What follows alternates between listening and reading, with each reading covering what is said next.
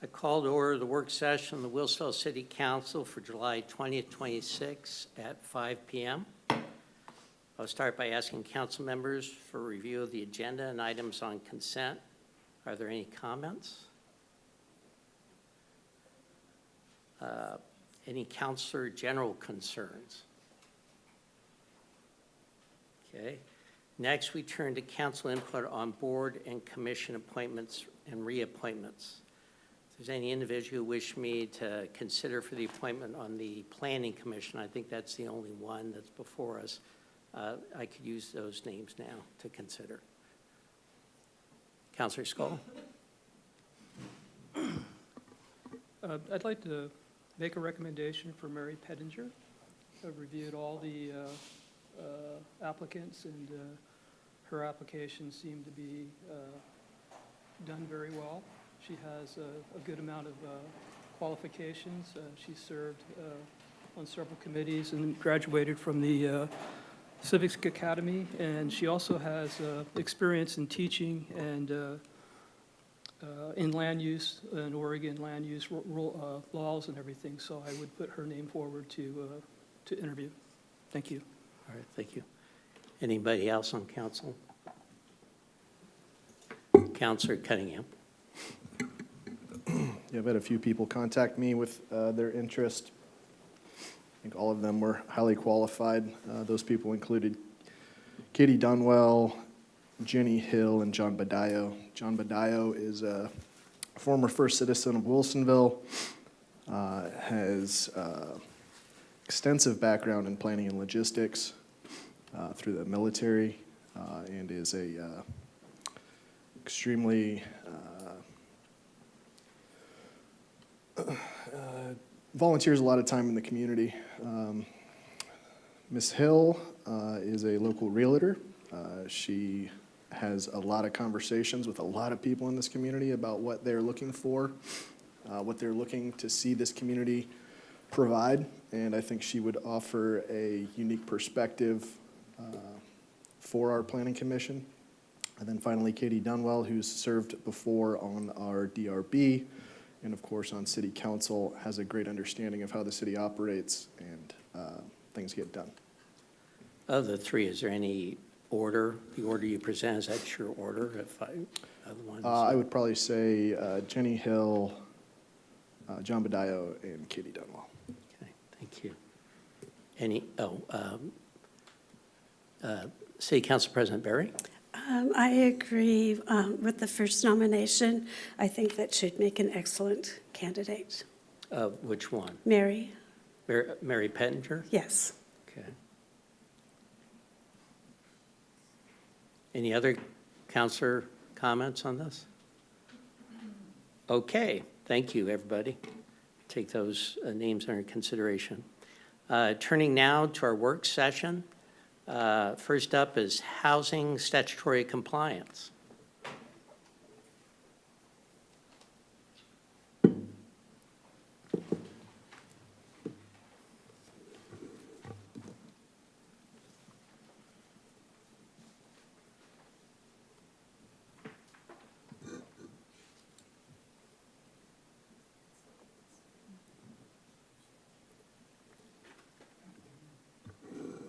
Good afternoon, Mayor O'Neill and City Councilors. I'm Kim Reibold, Senior Planner with the City's Planning Division, and I'm here tonight to kick off Part 2 of the Housing Statutory Compliance Project.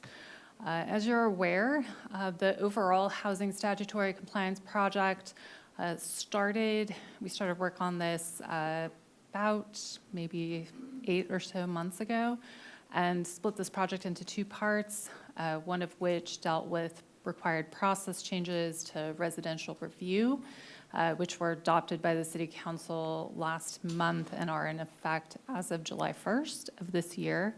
The second part of this project will turn its focus to changes that mostly came into place during the 2025 legislative session through House Bill 2138, which tackled a variety of topics related to middle housing, tree codes, middle housing land divisions, and some other code cleanup related to housing. We're also going to be looking at some other bills that have come about over the past handful of years that the city has not yet been able to assess and incorporate into the development code. So with me tonight is Lee Alligood from 3J Consulting. They're our partner on this project in assessing the code. And Lee will kick us off by providing some background on the statutory requirements that we are looking at with this part of the project.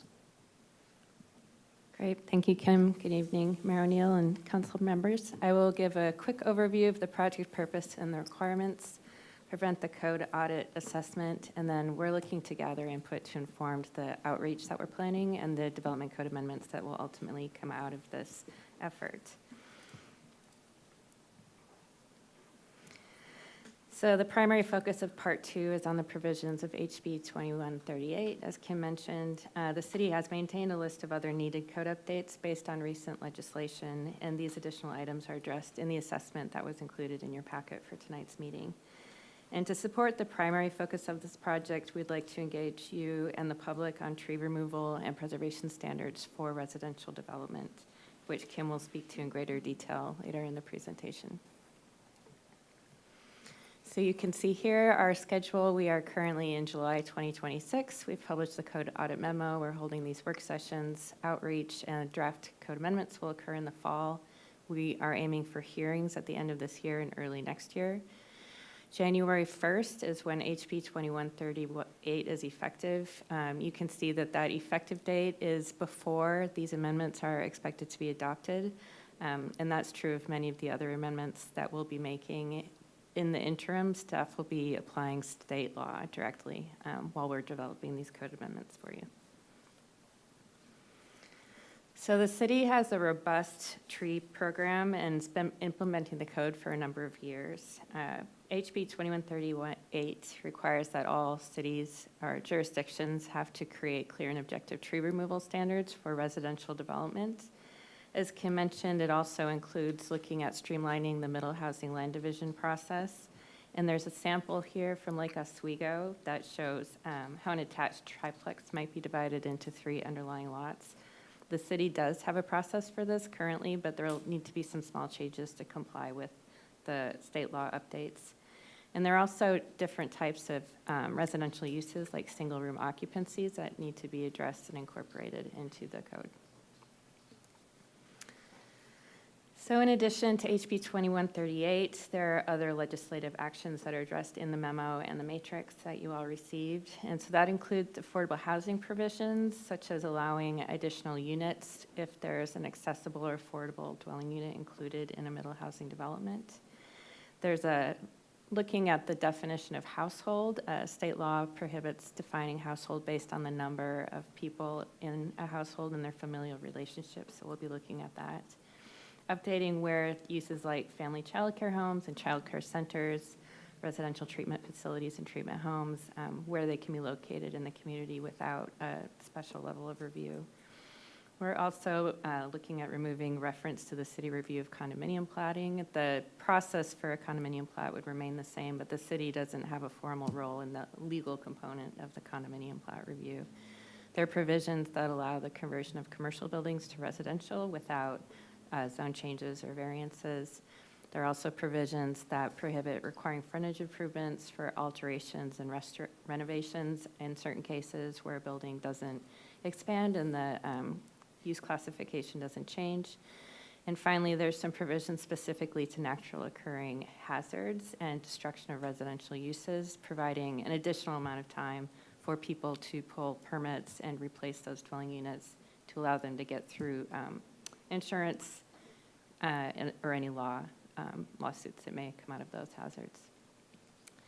And so that is the ultimate overview, and I'm going to hand it back over to Kim.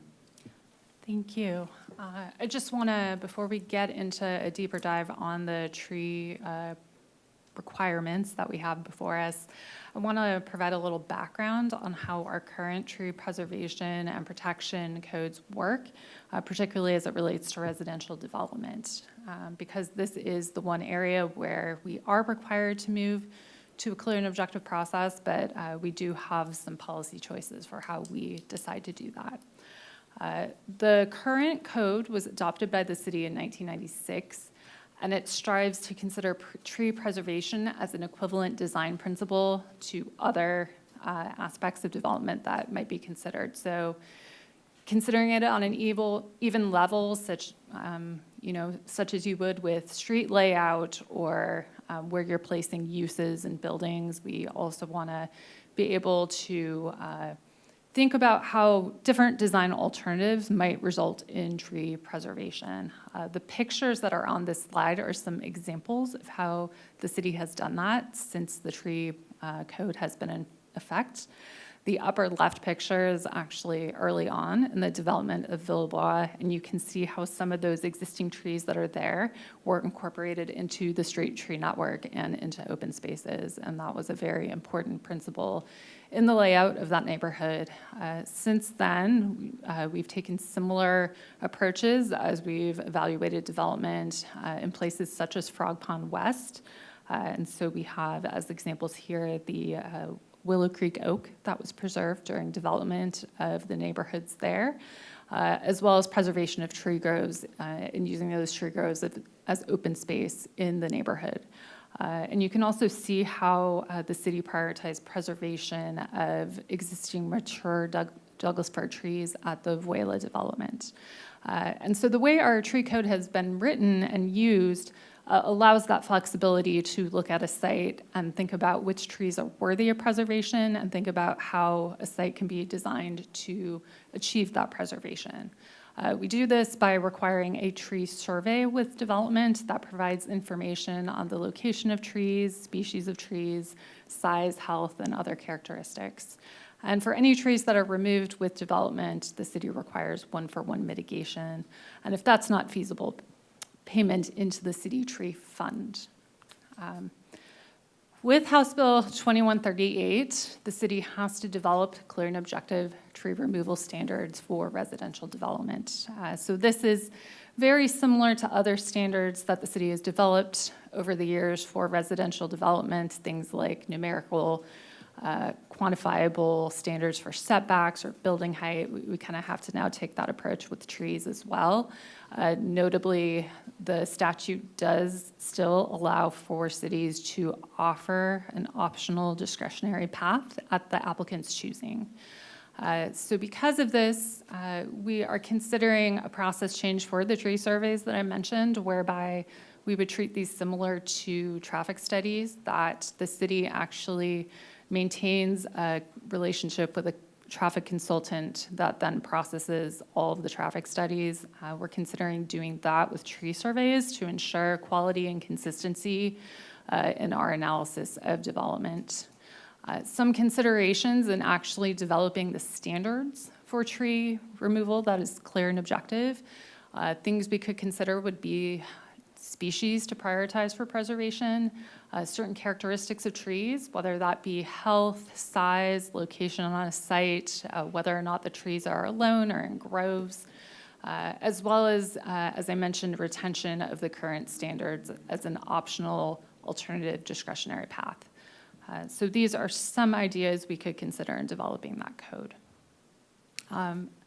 We presented this information to the Planning Commission at their work session earlier this month and sought feedback on these questions as well. They didn't have necessarily any strong feelings right now about specific characteristics to look at. They did think that going to the community with visual preference information to actually be able to see what examples have looked like over the years could be helpful. So tonight, we're just hoping to get similar feedback from you to give you an opportunity to ask any questions you have about the statutory requirements and the code changes that would come with those, but then really try to get any initial feedback you have on potential considerations for development of a clear and objective tree code. And in particular, if there's anybody you would like us to talk to or any specific ideas you have for outreach that would inform your decision-making as we move forward. So with that, we are happy to answer any other questions or hear what feedback you have. Thank you. Council President Berry. Thank you for your update. You mentioned potentially looking at having a consultant that would write all the reports for any kind of applicant. Did I understand that correctly? That is correct. Did the Planning Commission give you feedback on that?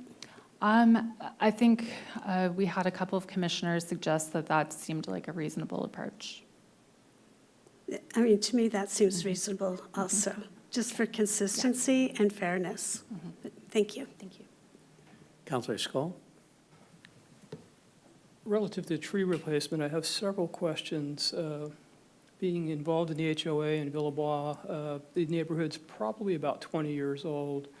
And so if I understand, if it's a removal, it's a one-for-one replacement. Correct. Would there be any setback rules from the homes? A lot of the trees that were planted way back either have root balls or they're interfering with the homes now, damaging the homes, and we as the HOA have to basically mitigate that situation on a yearly basis. So my suggestion there would be some type of rules that would be that would affect the replacement in terms of what type of trees you're using and what the setbacks away from the homes would be, considering growth over a 10, 15, 20-year period, and also height, too. We have some pretty large trees that are probably upward to 60, 70 feet, I'm just guessing, but at some point in time, they're going to need to be dealt with.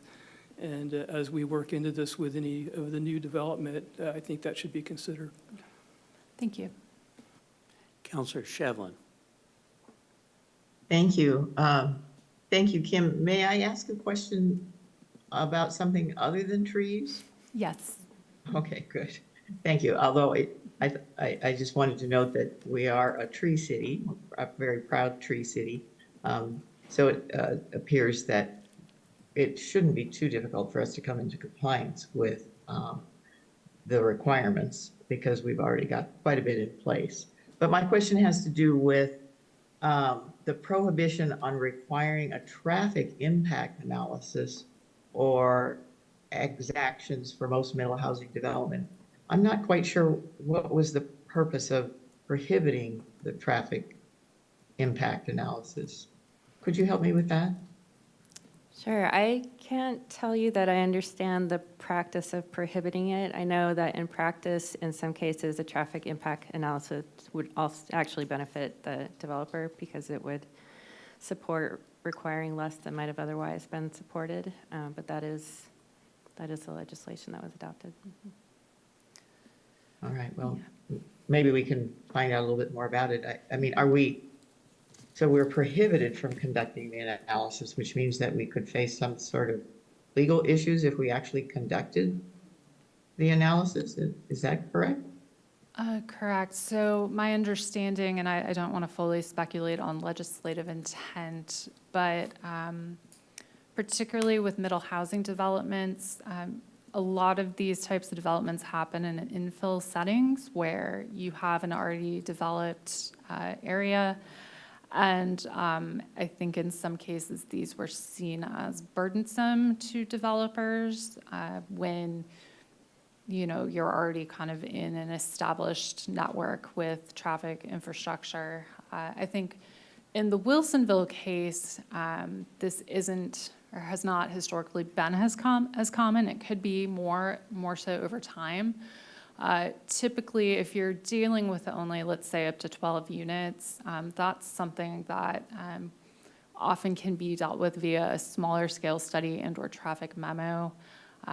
But again, we would be prohibited from requiring that as part of an application process. So certainly if we tried to do that, I think that's something where I most likely see that a developer would just say, no, I don't have to provide that, and I'm not going to.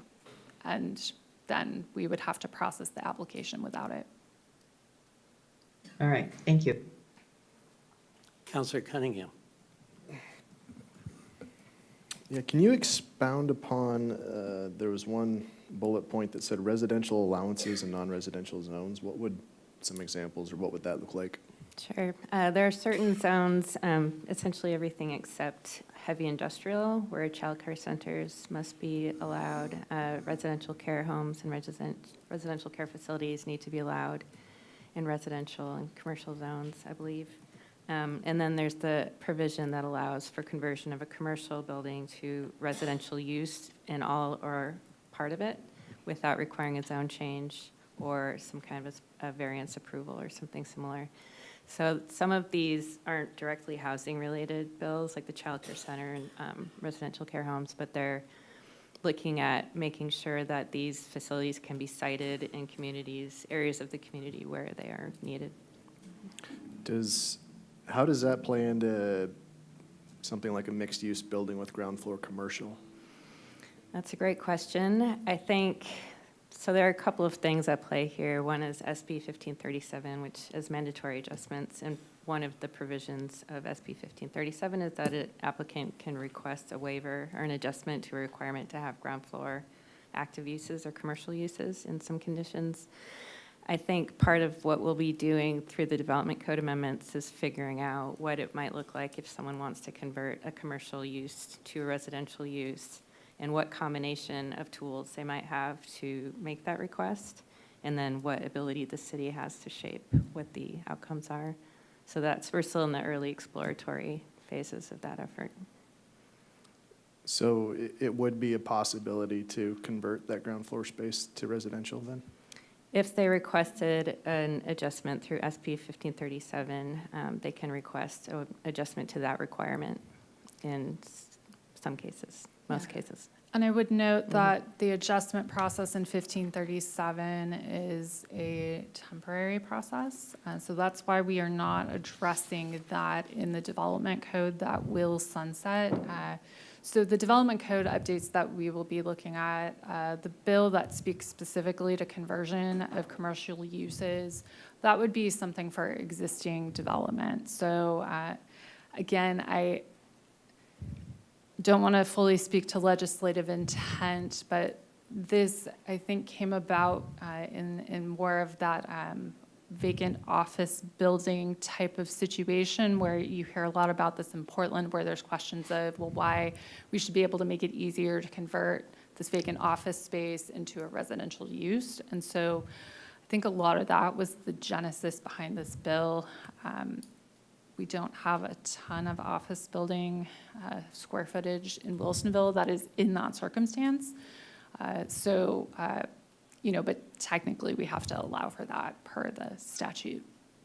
Yeah, that's a little concerning. I know you won't speak to legislative intent, but as I look through this list, it sure appears like there's a lot of frustration from the governor's office around unmet housing goals, as this just opens us up to having our ability to control our zoning and our how we plan our city and where we put certain things and how we set things up. Kind of blows it up in our face to chase after those unmet housing goals. So it's frustrating. In that particular scenario, the conversion of non-residential buildings to residential, it doesn't waive any of the other building code requirements or structural code requirements, which tend to be as onerous, if not more onerous, than land use requirements. Thank you, Councilor Cunningham. Bringing us back to trees, Okay. my input on that, and then I'll yield to you in a second if I can. Okay?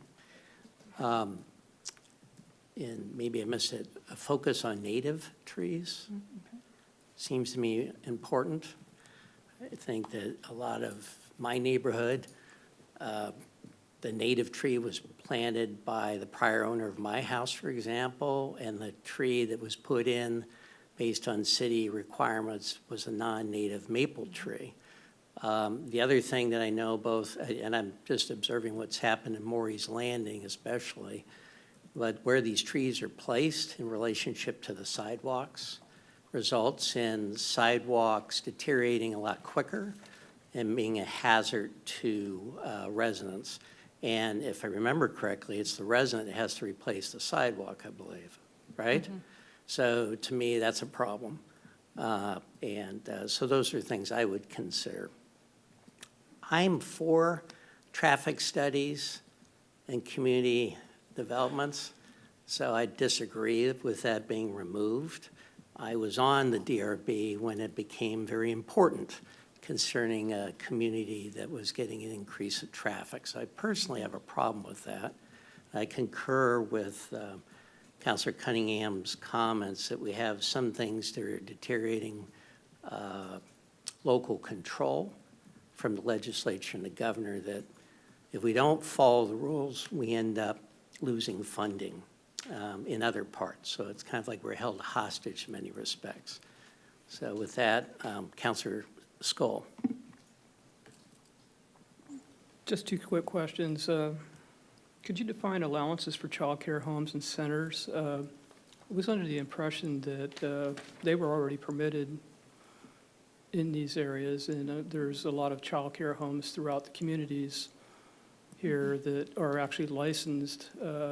Personal homes are licensed for childcare activities. So is there a specific definition for that? There is a definition of what qualifies in ORS. I don't have it in front of me, but essentially, you're correct. They have been allowed. This is one of those situations where, because the code doesn't speak to it, it's one of those things that staff has had to track when we get these applications in, because just because it's not in our development code doesn't mean we can disallow it, but it's more that the development code doesn't provide us with guidance that those uses are allowed in those locations. And so we've been applying statute in those situations directly. So we would like to just codify it to be consistent with what the state is requiring here. There are some minor changes that have been made that expand upon child care centers versus family child care homes, which I think the family child care home is maybe what you've been seeing more of in the neighborhood context. And so making sure that those changes that have been most recently adopted in statute are included in what we're putting in the development code will be important as well. So. Okay. The reason why I ask is my business takes me into a lot of these daycare homes and childcare homes, and for inspections and all that. I see and I check for state licenses, but I don't check for local or community licenses or approvals or anything of that sort. They're not required to show that. So I'd be curious about how that's going to be managed.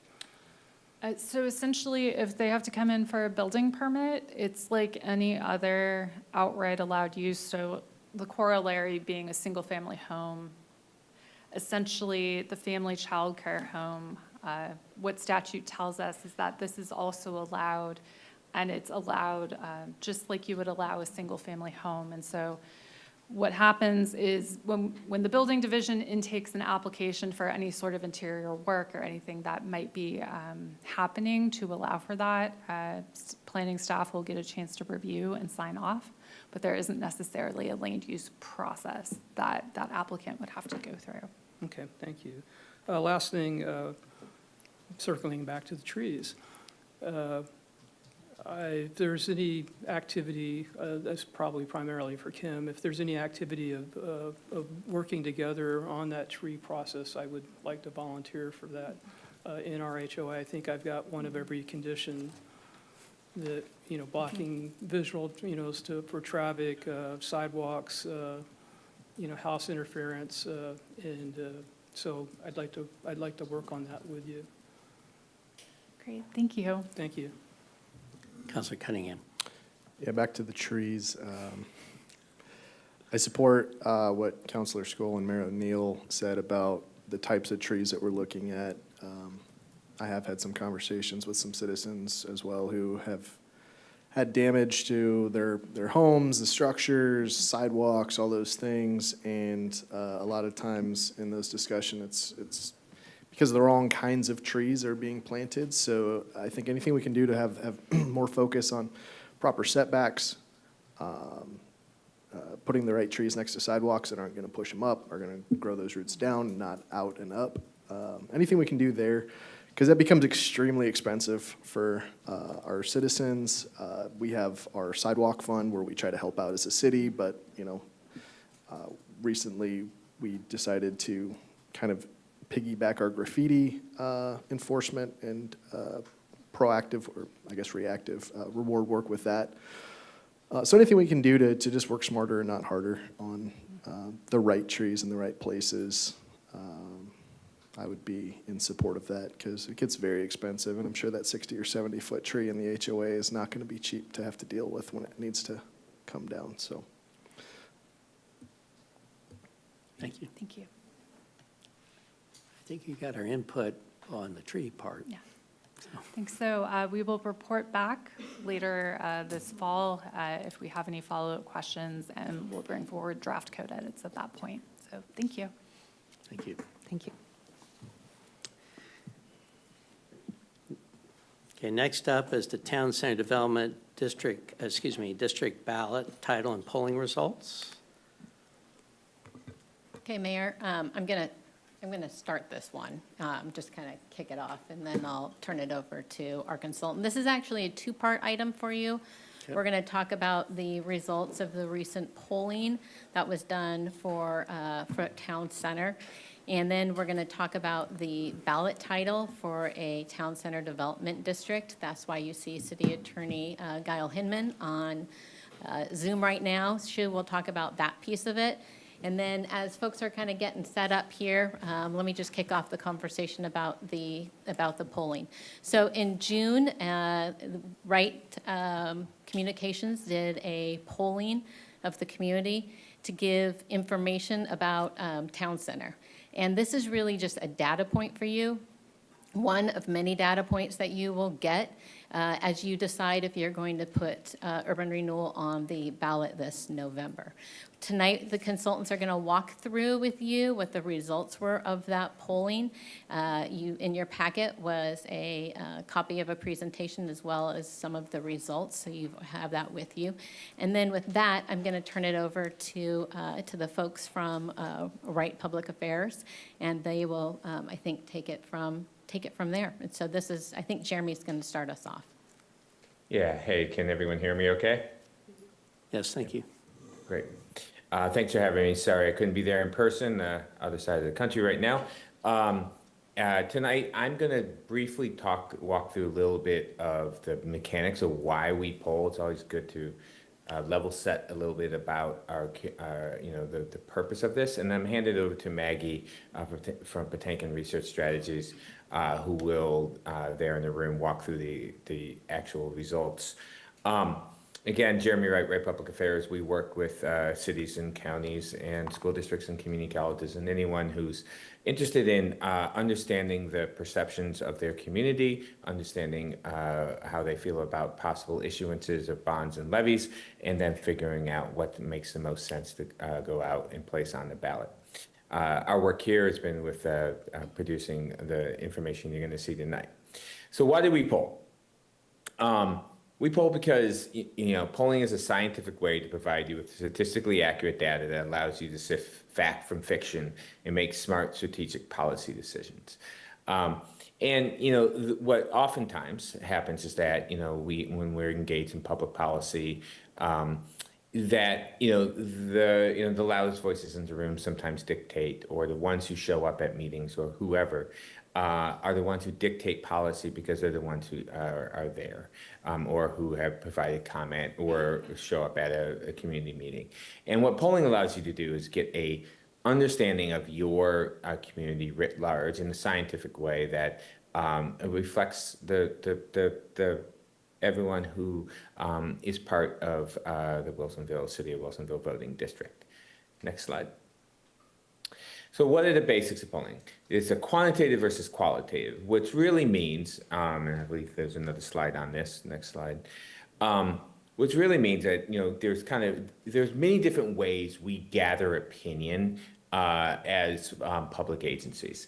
The one on the right is the qualitative, the feeling ones, which are things that I call the opt-in. These are the things that, whether it's, you send out a community survey, send out a web survey, you're asking parents to get involved in a school or PTA thing, or you ask staff to be involved, or folks come to a city council or board and they testify, or you have online feedback, or you have a community neighborhood association meeting. All those things are what we call qualitative input, and they're very valuable. They're very important because that stuff allows us to begin to understand where your community is at, what the general zeitgeist is, so to speak, which then allows us to do the quantitative, which is the polling we're going to present tonight, which is the facts and what does that look like.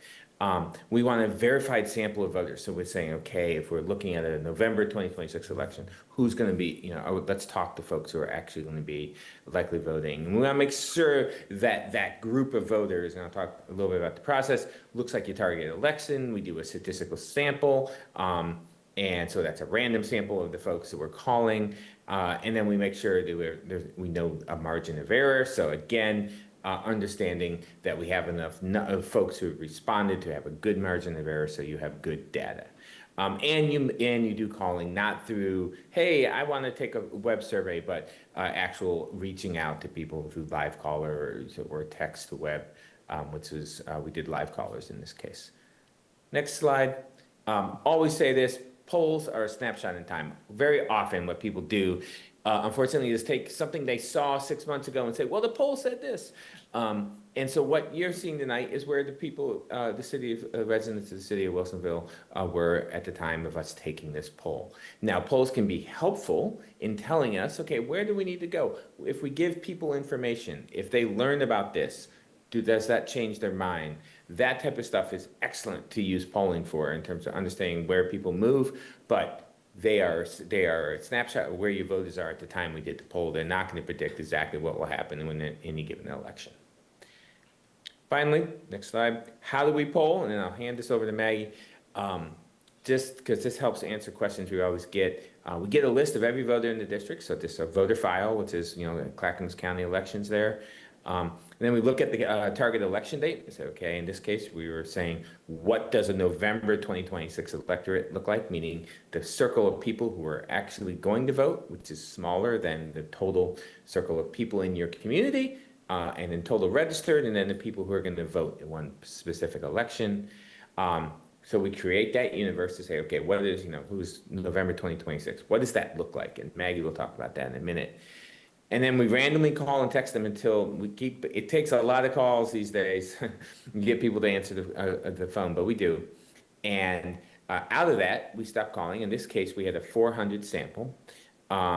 And so people go, 400, how does that work? And that actually, when you do the math on it and the work that Maggie and her team does and the Patankin research folks do behind on, it gives us a margin of error less than 5 points, 5%. So we're able to accurately weight that number to reflect your entire community.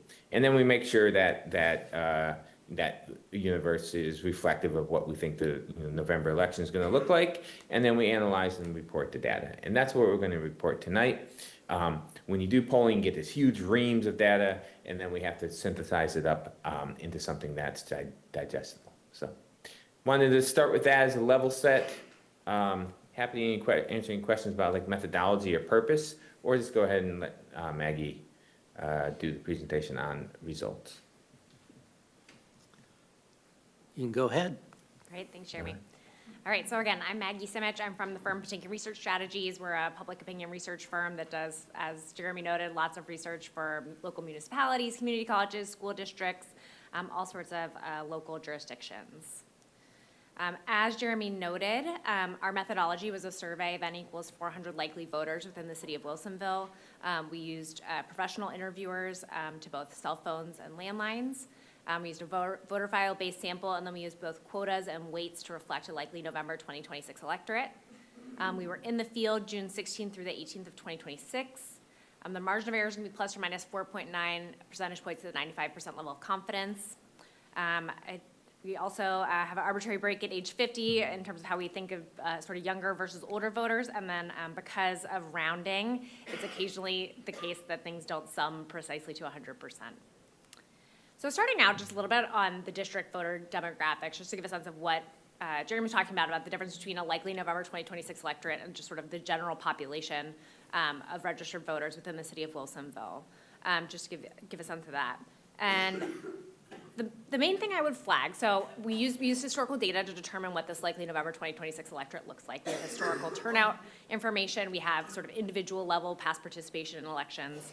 And we use that to develop who's likely to turn out in a midterm general election in Oregon. The main thing I would flag about the difference between a likely November 2026 voter and sort of the total voter population in the city of Wilsonville is that the likely November 2026 population trends a little bit older. So in the population as a whole, you have 49% who are over the age of 50. When you look at a likely November 2026 electorate, that's 62% who are over the age of 50. And similarly, you have a lot more seniors over age 70. So as opposed to 22% of the general registered voter population, they make 30% of the likely November 2026 electorate. The other piece that I'll emphasize in terms of where there's a difference in terms of these two data sets is in terms of partisan registration on the file. The likely November 2026 electorate is just a bit more partisan in general, so you have fewer of these non-affiliated independent voters, and comparatively more registered Democrats and Republicans, which makes sense for a partisan election. All right, so where we start. We asked a question about the trajectory of the city of Wilsonville. So generally speaking, do you think things in the city of Wilsonville are headed in the right direction, or do you feel things have gotten pretty seriously off on the wrong track? And voters are divided. So 45% say that they say the city is going in the right direction. 3% say that it's going the wrong track. As Jeremy noted, the margin of error is plus or minus 4.9 percentage points, so that is statistically even in terms of the number who feel that the city is headed in the right direction versus the wrong track. We then tested sort of mocked up ballot language. This is best practice for these types of ballot initiatives. This is the one piece of information that we know that every voter is actually going to get, which is the exact wording that's printed on their ballot. So we said this November, a measure may appear on your ballot for the city of Wilsonville. The measure reads, vote to create an urban renewal district in town center should the district adopt proposed ordinance number 905 establishing an urban renewal district to address blight in town center. Now, if the election were held today, would you vote yes or no? We start with a plurality in support of the urban renewal district. 45% of voters start out voting yes, 36% voting no, 20% undecided. The intensity of feeling is fairly weak, with only 18% saying that they feel that way strongly in either direction. So 18% saying that they're voting yes strongly, 18% saying that they're voting no strongly. When you sort of sum up the folks who have not strong opinions or are undecided, there are sort of a lot of empty heads that need filling. Folks don't have super strong perceptions either way as a starting point on the urban renewal district.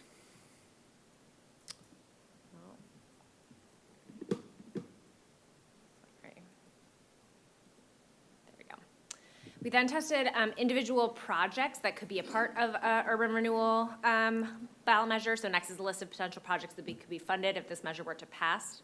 When you look at the top tier, these items on this slide are sort of the top tier based on the total percent who say that they favor those projects, as well as the percentage that say that they favor those projects strongly. At the top of the list is constructing a gathering space and parking garage, as well as limiting building height to prevent any construction beyond 5 stories. We then have sort of the middle tier of projects, which still get to a pretty high percentage of voters who say that they favor them overall. You know, you see from a lot of these, you have majority support with intensity of feeling right around a quarter or more. That middle tier projects includes creating a food cart and small business incentive program, addressing blight in Wilsonville Town Center, constructing a transit hub, sort of infrastructure, so roads, sewers, sidewalks, and water lines, and then constructing mixed-use buildings with apartments and condominiums on the upper levels for individuals, families, and seniors. All right, so now diving into the town center development specifically. We had sort of a few ways that we tested the popularity of the Wilson Town Center plan specifically, and then urban renewal districts more broadly. In terms of the Wilsonville Town Center plan, we asked favorability on the plan itself. It got to 39% who say they have a favorable perception of Wilsonville Town Center.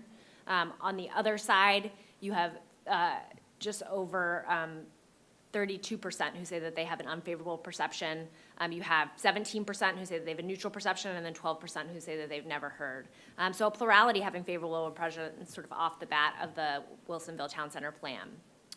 Interestingly, we then asked a question, so this is after we had asked ballot language, sort of explaining a little bit more about what exactly an urban renewal district is. So some cities in Oregon create districts to help pay for infrastructure and public improvement in areas planned for future development without increasing local property tax rates. In Wilsonville, this type of tool could be used to help fund roads, sidewalks, utilities, public gathering spaces, and other improvements needed to support the city's Wilsonville Town Center plan. Knowing this, do you support or oppose using this type of district to pay for improvements in the city of Wilsonville without raising taxes?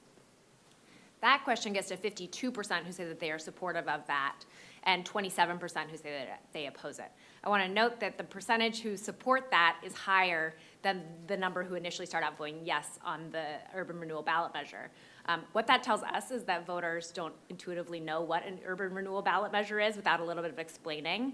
So just the ballot language alone that's on the ballot doesn't really give voters all of the information they need. When they learn just a little bit more sort of like in English explanation of what urban renewal district could do in Wilsonville, you see an increase of about 10 points over where folks start. We also asked a question about how much folks know about the Wilsonville Town Center plan, and there's a pretty high level of awareness. You have 57% of voters who say that they know either a lot or at least some about that plan, 34% who say they know not too much, and just 7% who say that they haven't heard anything at all. Overall, that's a pretty high level of awareness about something like this. We then did an exercise where we asked folks sort of how they would, which name resonated the most in terms of how they would describe the town center plan.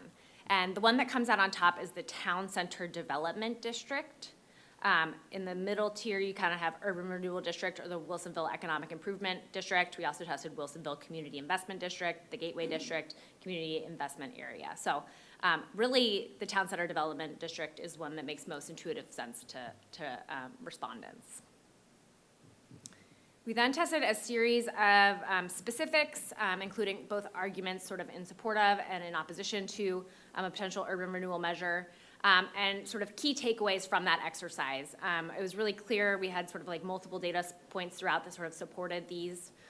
First, what Wilsonville residents want from a town center development district. These items are rank ordered based on their priorities.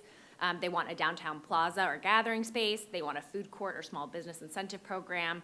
They want more jobs and increased property values. They want a parking garage that helps alleviate street parking. They want to address blight, and they want to create a transit hub. What they do not want is large apartment buildings, a plan that increases taxes, a plan that impacts schools specifically in terms of their funding, and then apartment buildings over 5 stories tall. With that, happy to take any questions about this polling. Council. Any questions? I think you're off the hook. Oh, I take that back. City Council President Barry. I don't really have questions. It was a lot of data, and I think what was stressed at the beginning of the report is that this data reflects one point in time. I find it really helpful. I really appreciate it. I think finding out that people prefer to call it actually, I probably need to see the slide, but the town center development area or district came out on top, and that people want to address the blight and see gathering places. And I think that reflects what I've been hearing from the public. So I appreciate having a poll that is statistically sound. Thank you for one point in time. Councilor Skoll. Just one question regarding the, let's see, there's 7 options to name this project. How were the names generated? Those were just sort of brainstorming with folks on city staff, knowledge from sort of other urban renewal districts and how they're titled. So for example, the Gateway District is a you know, it's something that we saw in other parts of the metro area. So based on either where we've seen other cities, we've seen them refer to urban renewal districts, or just sort of general ideas. So in terms of when you were questioning the respondents, the question was based around if you had the choice to name this, which one would you pick? That's a great question. Okay, sorry, I misunderstood your initial question. We had a list of these options, and then we asked which are the two that they thought were the most descriptive, that Okay. they sort of felt resonated the most based on what they had learned up until that point in the survey. Very good, very good. Great information, thank you. Counselor Cunningham.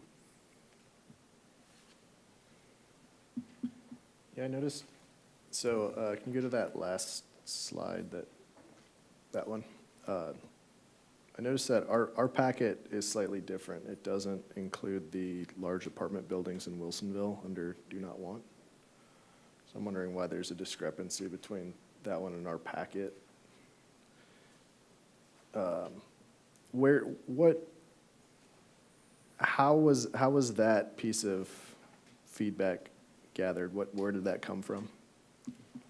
That's a great question. That came from one of the items that sort of asked about limiting development to 5 stories tall, in combination with some of the statements for and exempts that showed that folks were interested in housing, or at least, you know, mixed-use development, just not necessarily over 5 stories tall, sort of when you combine findings from those 2 sets of questions. Okay. And then I noticed too that when the question was asked about in the mid-tier project section, it talked about mixed-use buildings with apartments and condominiums. Based on our financial feasibility study, condominiums are virtually non-existent. But I guess there's no way to discern whether or not that was the draw for people. Is that right? Yeah, unfortunately, we're unable to sort of parse what the support is for apartments versus condominiums specifically, since we mentioned both of them in tandem in that question. Okay. Were any questions, was there any polling done regarding number of housing units or density of residential? That's a good question. We did have a question that talked about we specifically asked about sort of like large apartment, whether folks wanted large apartment buildings, and that was something that it looks like 25% of voters said was a very convincing reason not to support urban renewal. But otherwise, we didn't specifically ask anything about density And then or number of units, sorry. Yeah, and then it lists the top tier and the mid-tier projects. Was there any other things that were asked about that aren't included in here? No, the top tier and the mid tier were fully inclusive. There was nothing that tested below that 51% favor. That's all I have, thanks. Thank you. Counselor Shevlin. Thank you. I really appreciate the work on this. I appreciate the discussion between qualitative and quantitative data. I have a question about whether or not you collected any anecdotal comments. There were some comments that were presented during the polling. Comments say, we've heard around town that parking may be a problem. Then the question was, is this a very convincing or somewhat convincing or not too convincing reason to support the project? But I'm just kind of hooking on to Councilor Cunningham's questions about density or size of buildings or some of those things. I didn't see any collection of anecdotal comments. Was there an opportunity for that? Yeah, so in this survey, there was not, because of the way this was set up as sort of a statistical scientific survey. It was really limited to these sort of close-ended quantitative questions. It didn't have sort of open-ended commentary in it. So that's not sort of something that was addressed in this particular research tool. Sure, of course. Thank you. Any other questions? Okay. Thank you for that piece. What's next? I think the next item as part 2 of this item is to talk about the ballot title, draft ballot title language. I'm going to turn it over to the city attorney, who is remote, and I think going to take it from here. Thank you, Mayor and Council. Amanda Geil-Hinman, City Attorney. Good Matt morning. Lorenzen's Is it morning? Oh, it's well into the morning. Okay. It's about 3 a.m. here. Okay. Matt Lorenzen should be setting up the slide deck. I can't see the table though, so, okay. Thank you, Matt. You got it. So this evening, I will be discussing the Town Center Development District ballot title, draft ballot title that's in the council's packet. And Matt's also there to assist if there's particular questions on the draft plan that will be coming before council here shortly. Next slide. So by way of background, in 2019, as this council knows, following a community planning process, the council adopted the Town Center Plan. In its listed economic development strategies, tax increment financing, or TIF, was identified as one potential funding mechanism to help implement public improvements to support the vision and development of Town Center. To evaluate the feasibility of using TIF, the city completed the Town Center Urban Renewal Feasibility Study in 2023. That study analyzed redevelopment potential, financing capacity, and possible public investments that could be supported through a Town Center urban renewal area. The study ultimately informed preparation of a proposed urban renewal district that was referred to the Wilsonville voters in May of 2024. Although the measure was not approved, the planning, financial analysis, and community engagement completed during that process provided a foundation for future consideration of a revised proposal if council so chose. So then in March 2025, the City Council identified revisiting a Town Center urban renewal district through community education and outreach among its council goals. Consistent with that direction, staff conducted community outreach and updated the financial analysis and redevelopment assumptions through preparation of the 2026 Town Center Urban Renewal Feasibility Study. And that feasibility study was further updated in June of 2026, and the updated study reflects current market conditions, revised project costs, and a more conservative redevelopment scenario than previously evaluated. So the revised proposal also incorporates previous council direction, as I mentioned in June, intended to better align the proposed district with community priorities that the council had heard. Included in these refinements were reduction of redevelopment assumptions and associated tax increment revenue projections, lower proposed maximum indebtedness, a shorter anticipated district duration, removal of the proposed I-5 bicycle and pedestrian bridge project, addition of economic development incentive programs supporting food carts, and the recruitment and retention of small and locally owned businesses. Next slide.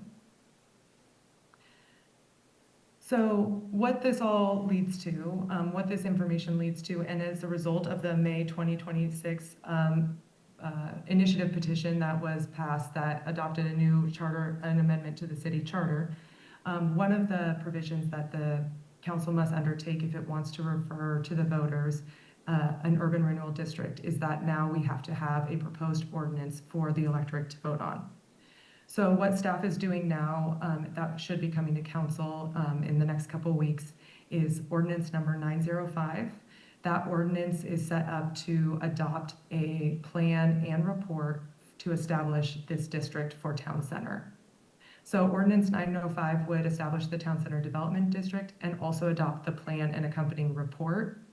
However, ordinance 905 would only be considered by the council for actual adoption after a vote of the electorate to adopt the ordinance consistent with the charter, the new charter amendment, conferral with overlapping taxing districts, hearings before Planning Commission and City Council, and required statutory notice. So essentially, we're going to, because the charter amendment requires that an ordinance be proposed to the electorate for a vote, that ordinance will be prepared, it will be provided to the electorate, and then if the electorate adopts or approves that ordinance, we still need to go through the remaining statutory processes for approval of that ordinance. And that's where the conferral, the hearings, and the notice come into play.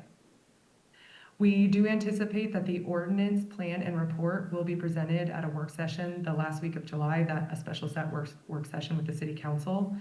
So I will say that you're all viewing this draft ballot title somewhat in a vacuum rather than with the context of the ordinance that it's referring to and the plan and report that, where the information is coming from. So just be aware of that as we're having a discussion about the draft ballot title. Next slide. So ballot title, a draft ballot title or a ballot title is a requirement, a statutory requirement under Oregon law to accompany any ballot measure that's being put on the ballot. And there's three main components to the ballot title: the caption, the question, and the summary. The caption is limited to 10 words, and it has to reasonably identify the subject of the measure. The question is limited to 20 words. It has to plainly phrase the chief purpose of the measure so that an affirmative response, so a yes to the question, corresponds to an affirmative vote on the measure. And then finally, the summary is limited to 175 words. The summary must be concise and a concise and impartial statement summarizing the measure and its measure effect. The summary is different than an explanatory statement, which is a different description of what the measure is accomplishing. That is limited to 500 words and not part of what is considered the ballot title. Next slide. So questions for council, understanding that you will be looking at a draft ordinance plan and report for the work session planned for the last week of July, and I anticipate you'll probably have some more questions and updates once you're seeing the context under which the ballot title has been drafted. Right now, what staff is looking for are if there's any questions, considerations, or revisions that council may want to see at this next work session, along with the draft ordinance and accompanying documents. And I will turn it over back to the mayor. Thanks. Councilor Cunningham. Yeah, I had a question about the wording used in both the caption and the question and the summary, I guess, of Wilsonville Town Center Development District. If I remember correctly, when we've put similar things to the voters in the past requesting approval for funding of TIF, we've used the words urban renewal, and I'm wondering why this language change has occurred in this ballot title. Yeah, that's a great question. So we've done both. So if you're familiar with the WIN program, when it was the ballot title for it, what it was called the Business Incentive Program for Investment and Job Creation by Manufacturers, as an example. So we've done it both ways. However, the difference here compared to what we've done before is the fact that we are putting forward an ordinance. We've never been in a situation where we're putting forward an ordinance and a plan.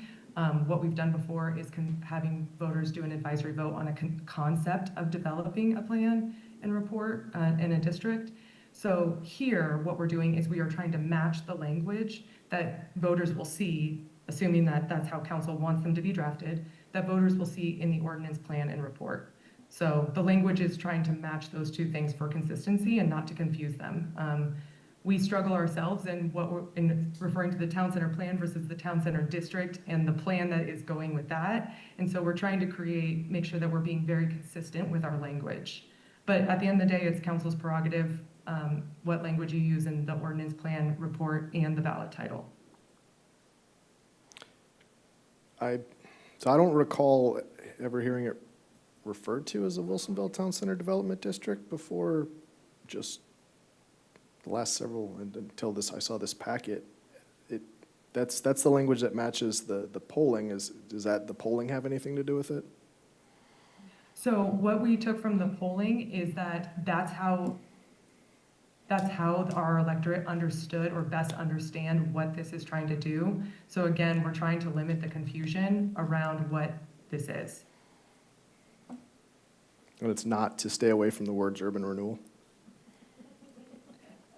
That's not our intention, and so, but it is council's prerogative if that's how you want, if that's a suggestion that council would like to see a revision to include that language or change that language, we can make that change. To me, it feels like that's what it's been colloquially referred to in our community, and that's what people know this funding mechanism as. So I think that would be the most accurate thing to ensure that our community is getting the straight shot from us on that. I'll add briefly that the plan document itself, which, as Amanda noted, you haven't seen yet, it reads the Town Center Development District Plan, subtitle, An Urban Renewal Plan of the City of Wilsonville, Oregon. That's just a consideration, not necessarily a rebuttal to what you're saying. Yeah, and I guess thinking about that, there's probably not a ton of people who are going to go very, very much further past just this ballot title. And I'm not sure that we're going to get as much understanding about what they're looking at or what they're voting on with this change in language from what was used 2.5 years ago and has been the conversation in the community for a long time around Town Center. Yeah, and one thing I will note, Councilor Cunningham, to your point, one thing that we have talked internally about a potential revision that we may be bringing in at the end of July is actually adding, we'll have to change the word count because we'll go over otherwise, but is to add a web page that will have all the information available. Yes, it will require voters to have to go outside of the voter pamphlet, but making it very clear where the information on the ordinance plan and report can be easily found on a web page. Councilor Shevlin. Thank you. I respectfully have a different opinion than Councilor Cunningham about the wording. I personally like the Town Center Development District. If the intent is to be clear about what we're trying to do and not hide away from urban renewal, when we know that urban renewal, those terms itself, they're hard to grasp. Even the polling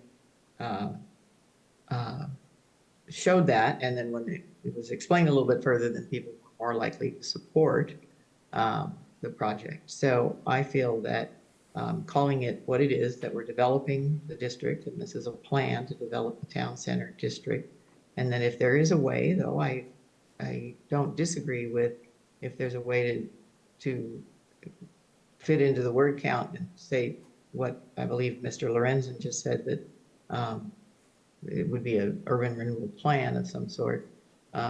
We need to be transparent, there's no question about that, but I still believe that the intent of the project is to develop the district, and if we use the language that the polling, the citizens that were polled that said, oh yeah, I like that one, more than the other 5 or 6 or 7 that were offered, then I believe that is a reflection of what our citizens that were polled felt like the wording represented the project.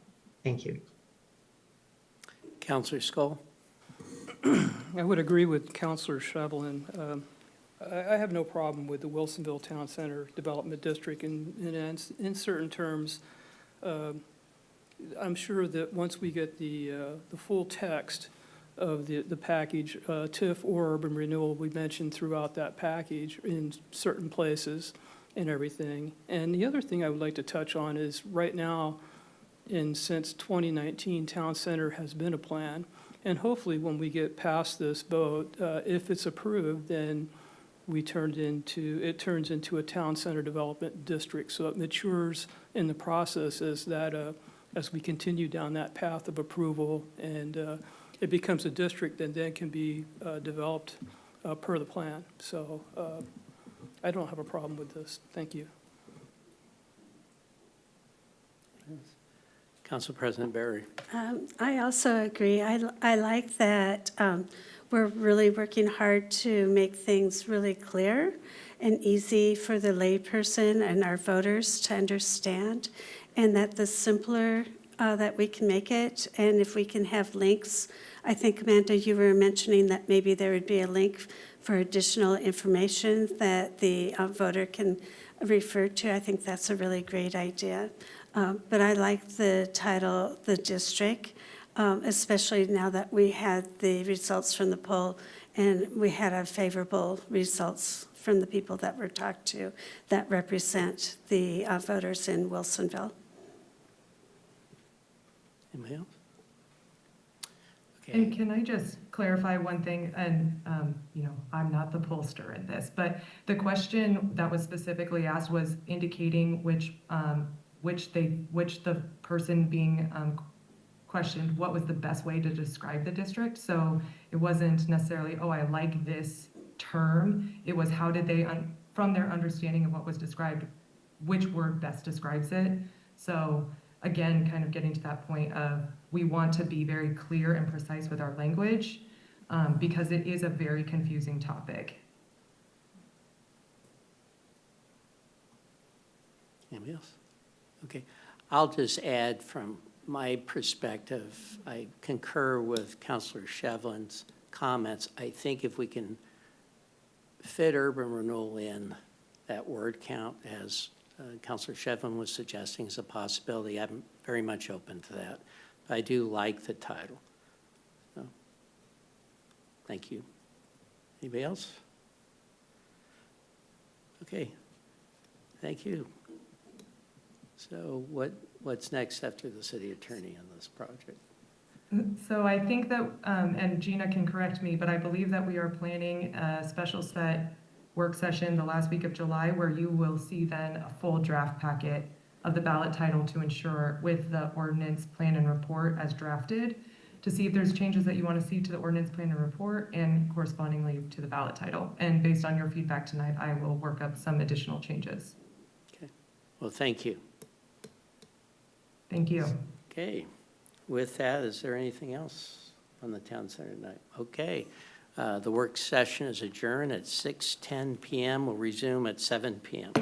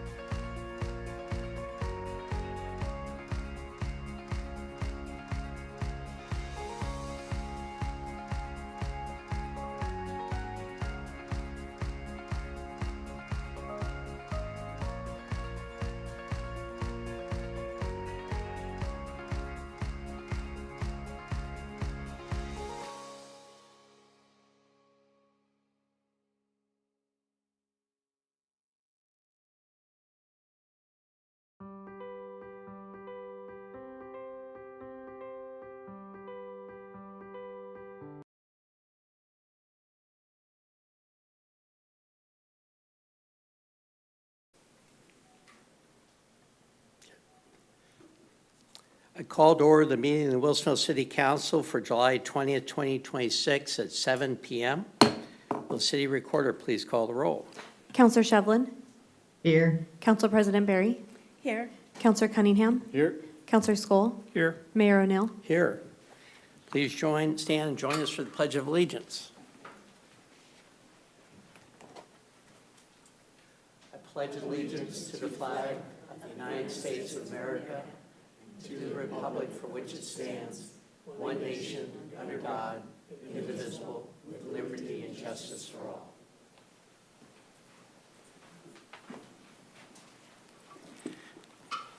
City Council President Barry, can I have a motion to approve the following order of agenda? I move to approve the following order of the agenda. Is there a second? Second. Okay, the motion's been made and seconded. All those in favor say aye. Aye. Aye. The motion passes 5-0. Good evening, everyone. I hope you've all been enjoying your summer, and I hope you enjoy the World Cup final. If you're like our family, it was an enjoyable, long game. This is our first regular city council meeting in several weeks. While council has held a few special meetings to address time-sensitive matters, we did not have a regular meeting earlier this month because of the Independence Day holiday. It's been a busy few weeks on the mayor front, but rather than take council's time this evening, I'll be submitting my written mayor business report to the city recorder at the conclusion of tonight's meeting as part of the official record, which anybody can take a look at if they're interested. Our next regular city council meeting will be held on Monday, August 3rd, beginning at 7 p.m. Next, under mayor's business, we turn to the city attorney, Amanda Gile-Himmons' employment agreement. Before we take up this item, I want to thank the city attorney, Amanda Gile-Himmons. Amanda has consistently served this council and our community with professionalism, integrity, and sound legal judgment. I appreciate her willingness to work collaboratively throughout this process and the thoughtful approach she brought to these negotiations. Councilor Cunningham and I represented the council during the negotiations. From my perspective, the discussions were productive, respectful, and focused on reaching a fair agreement. I also want to thank Councilor Cunningham for his time, preparation, thoughtful participation throughout the process. What is before council this evening is the final agreement that was a result of those negotiations. Councilor Cunningham, would you like to offer any comments at this time, or do you want to reserve them later? No, I was just going to mirror your comments. I think that our city attorney does a fantastic job. She works very hard. And I think our discussions with her and our work together on this were very good. So appreciate the effort together. Thank you. With that, Councilor Cunningham, can I have a motion to adopt City Attorney Amanda Gile-Himmons' employment agreement? I move to adopt the city attorney's employment agreement. Is there a second? Second. Okay. Any further discussion on this? Okay. All those in favor say aye. Aye. The motion passes 5-0. Turning now, there's no communications tonight, so we'll move right into citizens' input. This is an opportunity for visitors to address the city council any matter concerning city business or any matter over which the council has authority. It's also time to address items not on the agenda or items on the agenda that were not scheduled for a public hearing. Staff will make every effort to respond to questions raised during community input as quickly as possible following the meeting. Please limit your comments to 3 minutes. When making your remarks, please address the council as a whole and not any one member individually. You may use the podium or sit at the tables in front of council, whatever makes you most comfortable. Please speak into the microphone at either location. To comment before council in person or virtually, you must sign up by completing a speaker card at the side of the room or by using the raise hand feature in Zoom. Please provide your name, address, and topic. Information on engaging with City Council can be found on the council webpage. wilsonvilleoregon.gov/citycouncil. As a reminder, when you begin your comments, please state your name for the record and your address, or indicate that your address is provided on your speaker card. Please know that community input is a time for council to listen, receive feedback, and hear directly from the community. To keep that process fair and respectful to everyone, council members generally will not respond to individual comments during citizens' input. We respond to one speaker and not, if we respond to one speaker and not another, it can create the impression that some viewpoints carry more weight than others, and that's not a way that serves the public well. If follow-up is needed, staff or council members can connect with you after the meeting. Councilors are also free to share thoughts during councilor comments later in the meeting if they choose.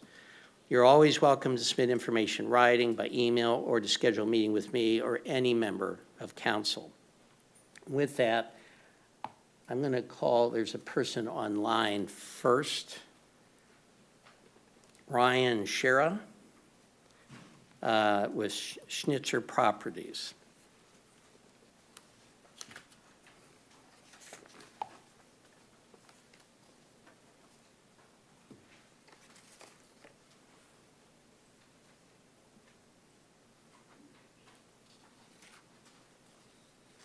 Yes, good evening. Sorry, I was muted there. Can you hear me? Yes, thank you. Go ahead. Perfect. Thank you so much. Good evening, City Council and councilors and Mayor. My name is Ryan Scher. I'm with Schnitzer Properties. I'm reaching out this evening in regards to the Basalt Creek Master Plan, which is currently going through its process through Planning Commission. And I understand in a few weeks there will be a work session and a hearing before City Council.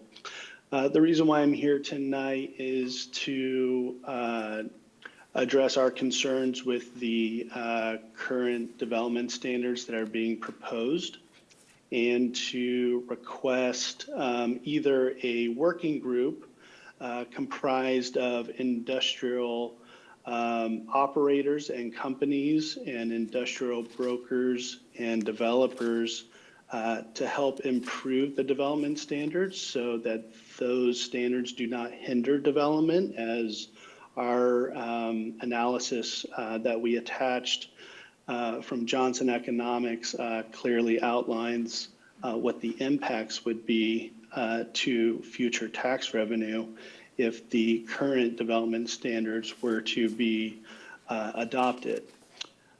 So again, it would be great if there was a working group and we took more time and didn't rush into the hearings and the work sessions, and develop a code that industrial operators could actually have a functional site, as well as industrial owners can own for the long term and for the success of Basalt Creek, which also these standards will apply to future or to the existing Coffee Creek as well.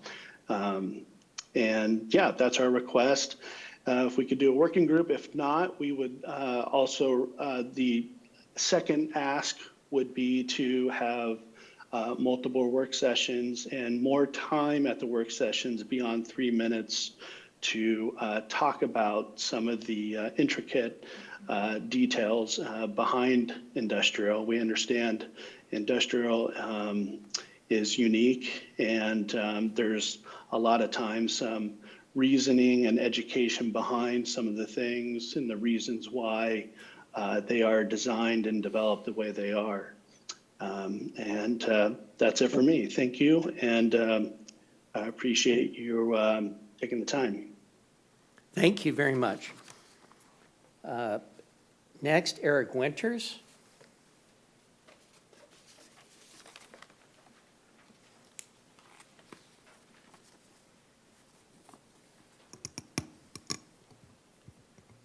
Good evening, Mayor, councilors. My name is Eric Winters. I've lived in Wilsonville for 21 years, and my address is on file. I want to talk about the draft ballot title presented in work session. A ballot title for a city measure is supposed to describe a legislative act. You begin with a proposed ordinance, you identify its subject, You determine what it will do, and then you summarize its effects. That's the sequence. The ordinance comes first, the description follows. That's not what happened here. The proposed ordinance has not been released. The public has not seen it. There is no proposed legislative act for this title to describe. So what was the title derived from, if not the ordinance? The answer is clear, because the staff report told us. The city paid for a political poll. That poll was completed a month ago and only released to the public today. This was not a survey of what all the residents think. Anyone who said they weren't planning to vote in November was dumped from the poll. The people surveyed were sorted by party, and then messaging was tested on them. This is not how a city communicates with its community. It's how a campaign finds voters it needs and learns what it needs to say to move them. It tested voter support at the start and at the end and measured how many points certain messages moved it. It tested 6 names for the district and reported which tested best. It tested arguments for and against and scored each for how convincing it was. That is not research into what an ordinance does. It is research into what sells it. And you can see the result in all of this by what the title leaves out. It doesn't even tell voters it is urban renewal. We just had a big election about urban renewal. Why? Because development district apparently polled better, even though it's not a term used under Oregon law. This proposal does not even identify that it involves public debt, much less that this debt financing won't pencil out without the construction of thousands of new apartments. Traffic is not in the title. The effect of the fire district, police, and public schools is never mentioned. The poll told you all of these are strong community concerns, but they were skipped over. The information voters are worried about is the information that the title omits. And that's not an accident of drafting. That is what happens when you write a title to persuade instead of to inform. In May, 58% of the city passed the right to vote, and that came after a loud, expensive fight over a simple question. Who gets to decide whether Wilsonville takes on urban renewal? After a fight like that, the staff should be bending over backward to give voters a fair process. Instead, it used public resources, our tax dollars, to test which words work best and built the title around the answers.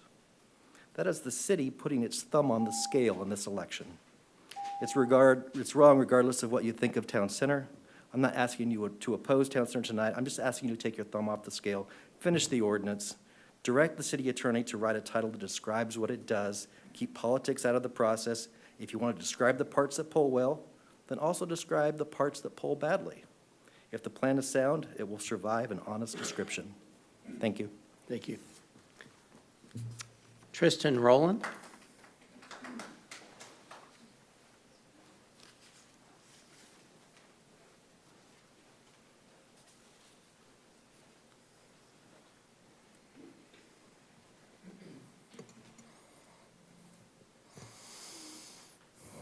I'll start by, my name's Tristan Rowland, address is on file.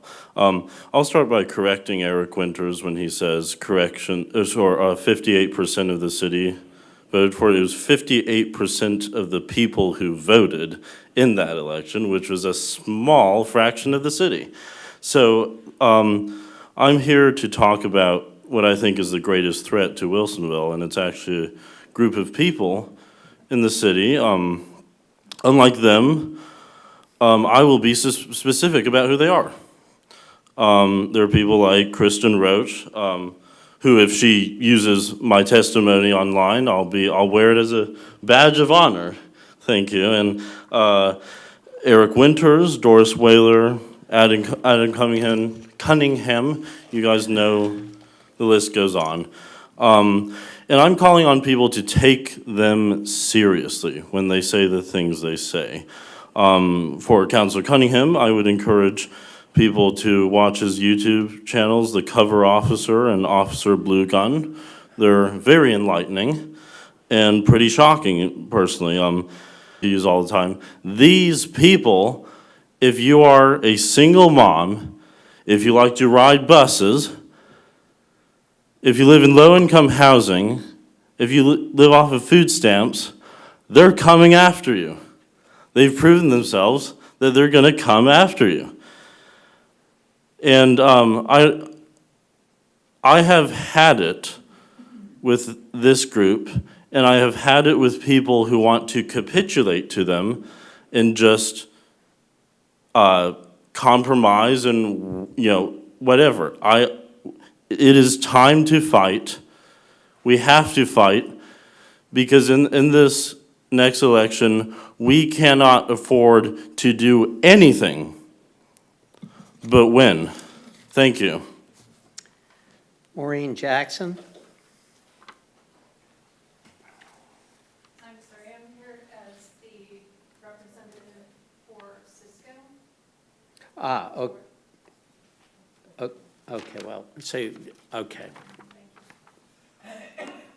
Thank you for letting us know you're there, but you didn't have to fill that out. All right. Elizabeth Peters?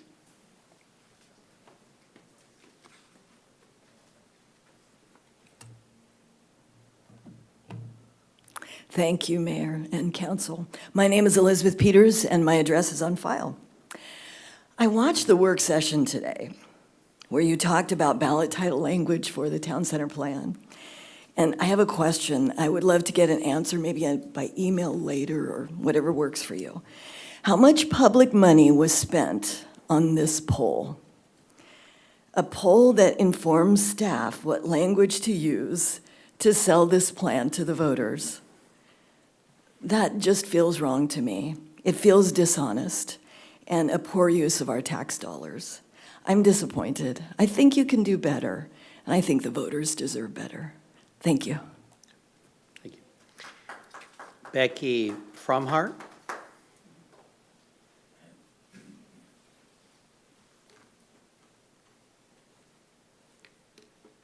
My name is Becky Fromhart. I don't think my address is on file, 7399 Southwest Woodbury Loop. You can say it's on the card, and that's okay, Oh, too. okay. So, thank you. My main question is, why are we voting on an urban renewal in November anyway? Because I thought that there was something that was decided upon in 2019. And I'm not, this might be like an innocent, uneducated question, but I just don't understand why we're voting on an urban renewal district, whether the wording is that, this or that. Thank you. Thank you. Is that it, everybody? Okay. Now turning to councilor comments, liaison reports, and meeting announcements. Council President Berry.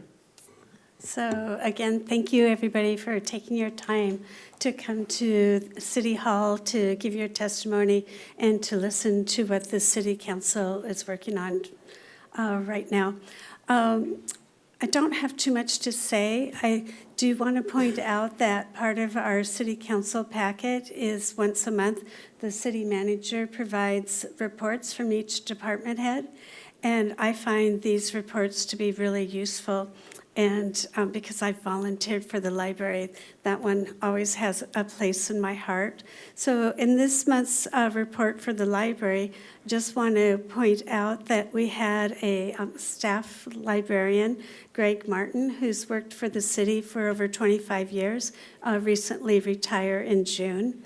And in the article, and I would agree, that he was much loved by the patrons and the staff alike. He had dedication, compassion, and a fun sense of whimsy.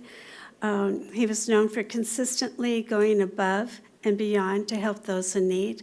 And to me, what is being said about Greg also reflects what I think of as so many of our staff people here at the city. We have really dedicated, hardworking, professional staff, and I just would like to acknowledge that and say thank you.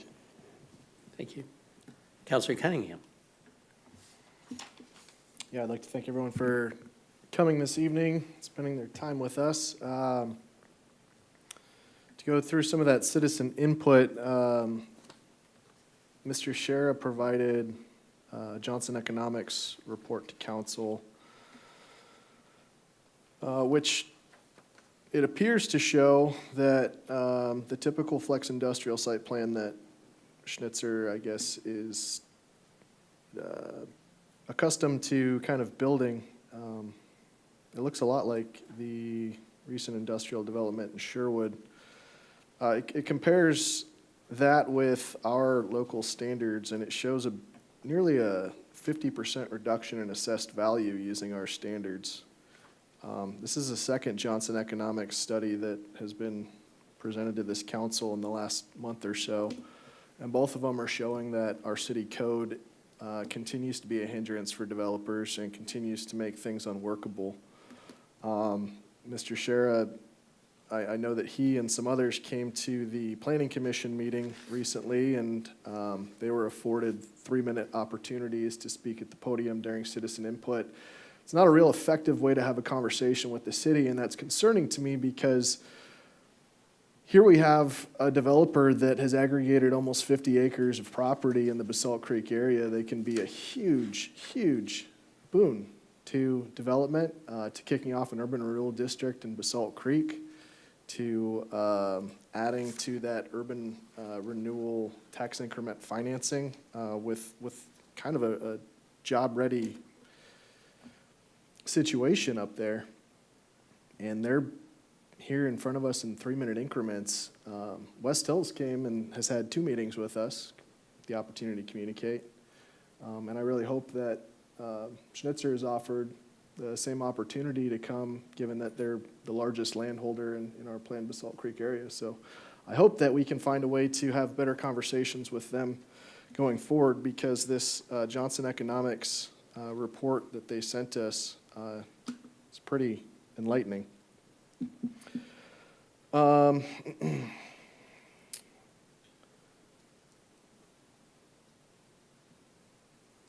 Besides that, I'll go ahead and reserve the rest of my comments.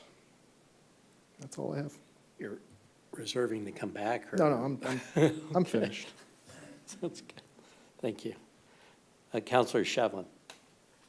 Thank you, everyone, for being at the council meeting this evening. I'm sorry I'm not with you, so thank you for accommodating my digital presence. Of particular interest of a meeting that I attended this past week was a group by the Friends of French Prairie. This is a group, I'll remind everyone, that the city of Wilsonville is also represented in this group. And I hold the honor of representing our city. This group of cities are cities that are south of the Willamette River in the French Prairie area, which includes Wilsonville as being at the very northern end of the French Prairie. The other cities are such as Canby and Woodburn, Donald, and Aurora.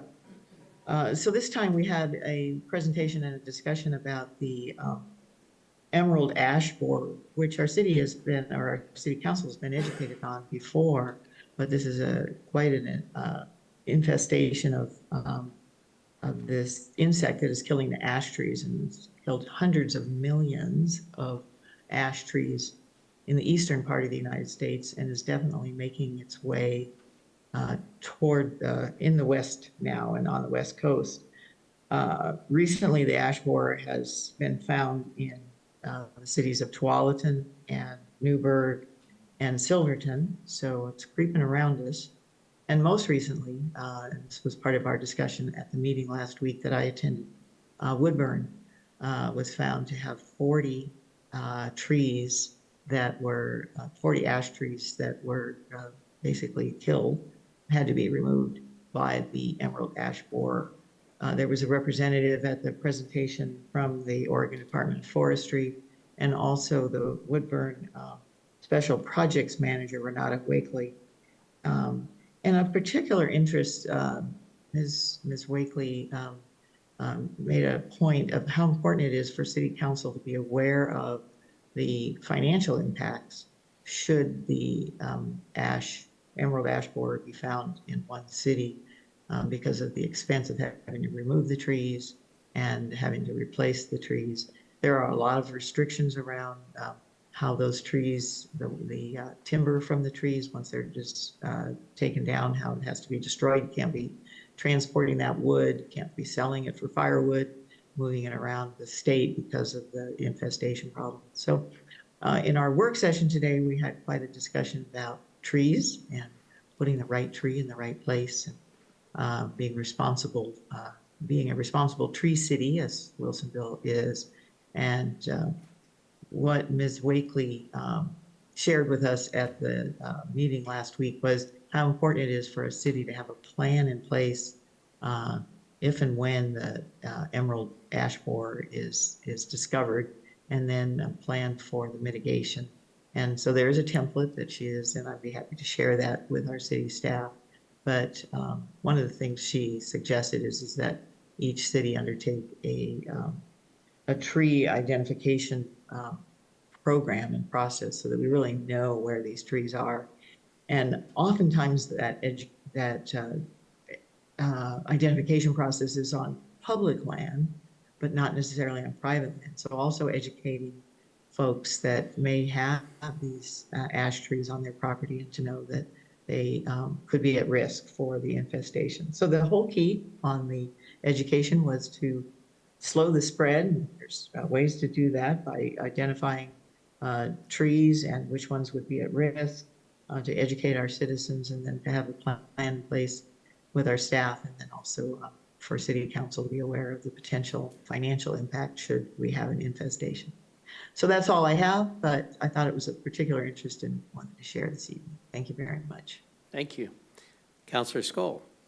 Okay, during the last couple, my meeting notice, past meeting notices, or meeting activity is on file, along with my future meeting is with the city recorder. Did participate in the Korean War Memorial Ceremony, or attended it and everything, and it was a great ceremony. The mayor spoke, and along with a cast of others, and there was a lot of good stories, and it was a very emotional event. I wanted to mention something that, as I looked across the audience, it was impossible not to recognize that for future that there's a lasting legacy that have left for future generations. And as I looked across the audience, it was impossible not to recognize within the next several years, many of these veterans will no longer be with us. That reality made the ceremony especially meaningful. It was a privilege to stand alongside of them, thank them in person, and honor their commitment to preserving freedoms that we enjoy today. Their stories and service deserves to be remembered long after the last Korean War veteran has passed, and making it our responsibility to ensure that their legacy is never forgotten. And so I hope that in coming years, more of the residents and people attend these ceremonies to remember the war veterans and the Korean War veterans and everything, and make these a special event. And I feel very privileged and honored to have that memorial here in Wilsonville. So that's all I have. Thank you. Thank you. City Manager Troja, if I can just let you know that I'm also interested in hearing more in some way, but we'll probably need the city attorney to weigh in on what we can hear right now with respect to Schnitzer Properties concerns and the comments.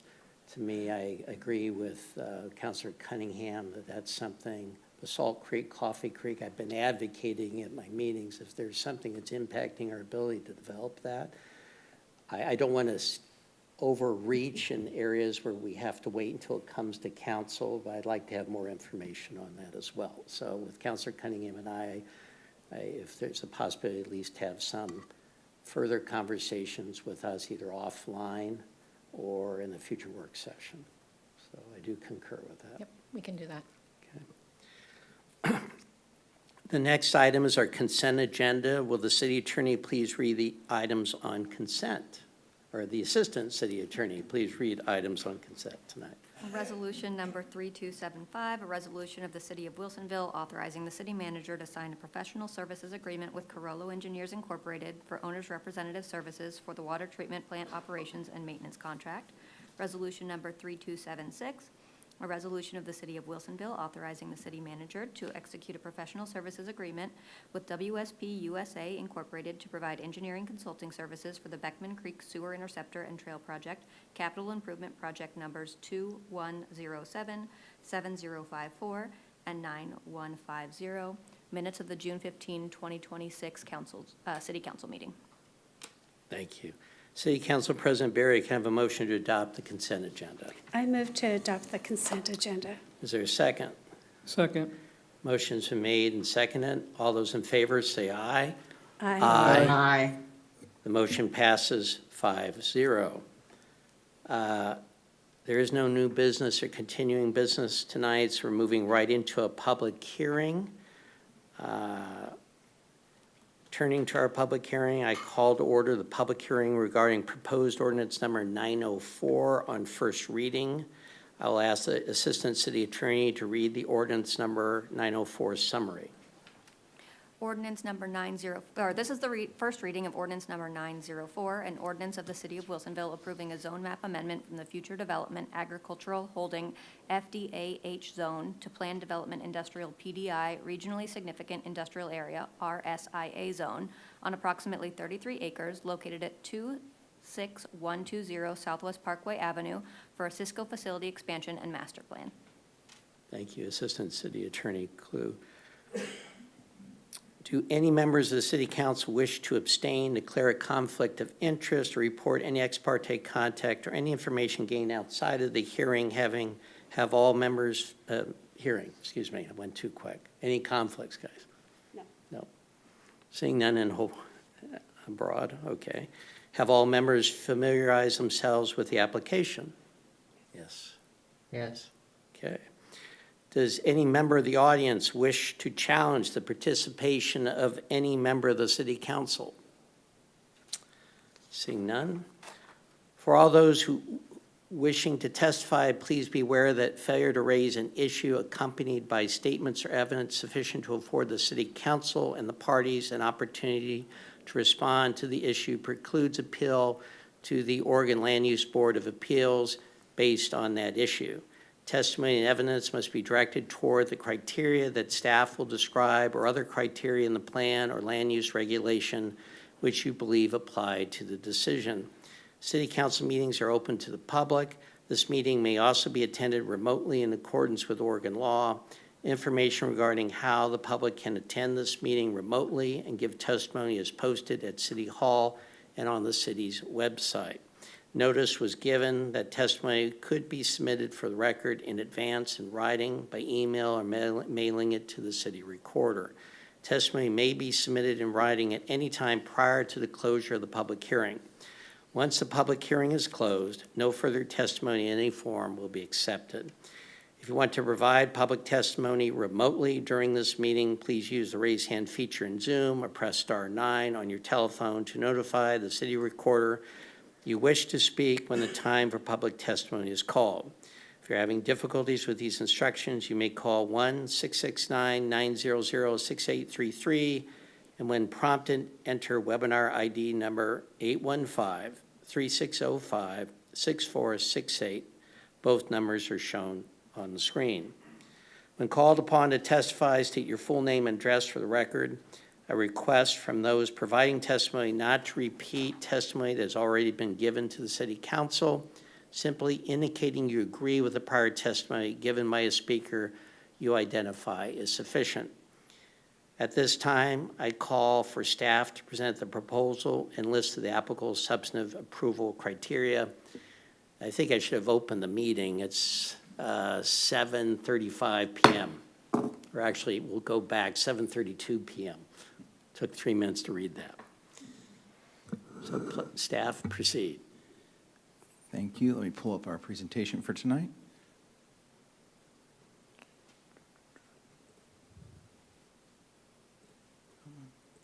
There we go. All right, thank you, Mayor, Council President, councilors. I appreciate your time this evening. My name's Chris Myers. I'm a senior planner here at the City of Wilsonville. And tonight, I'm here to talk to you, or I'm bringing you ordinance number 904, a Cisco property zone map amendment. But before we get into that, as required by statute, I would announce that the criteria applicable to this application are stated starting on page 4 of Exhibit D of the packet for ordinance 904, which has been entered into the record. Copies of the report are available at the side of the room and on the city's website. So with that, there we go. Just to give you some visual context of the subject property, it's an approximately 33-acre property due east of Parkway Avenue and, of course, Interstate 5. As you can see, it's directly south of Target and Costco. And then the existing Cisco facility is due east of the subject property that we are talking about tonight. So on June 22nd of this year, DRB Panel B approved these 8 requests as part of the Cisco facility expansion and master plan application. Now, these are not a part of tonight's discussion. I just put them up there for reference so you can see that the larger application, or the total application, is quite large with a lot of moving parts. For tonight, we're here to discuss zone map amendment, zone 25-0002. And that is the subject property I just showed, moving from future development agricultural holding as a zone to the planned development industrial, regionally significant industrial area zone. So approving, I'm sorry, and I also forgot to mention, the same DRB meeting in June, the panel B recommended that City Council approve this zone map amendment. Now, approving this amendment is actually going to do 2 things. Number one, it's going to bring the subject property into compliance with our own comprehensive plan where this property is designated as industrial. It will also, the second thing it will do is it will bring this property into compliance with Metro's Title IV map, in which case, where this property is zoned regionally significant industrial area. So we're basically just aligning this property with our comp plan and with Metro's plan as well. So here on the left of the screen is the existing zoning today. The salmon color is tax lot 1100, the subject property for tonight. The existing facility, Cisco's existing facility is the lighter colored blue. On the right-hand side is the proposed zoning, where tax lot 1100 will become that darker blue, the planned development industrial, regionally significant industrial area zone. Now, this doesn't have a whole impact on tonight. I just thought I'd show you a glimpse of the future of that site if the zone amendment is approved, the zone map amendment is approved. This is a rendering of the full build-out after 2 phases of construction for the Cisco facility. And as you can see, just to the left of the screen is Parkway Avenue and I-5 just to the west of that for reference.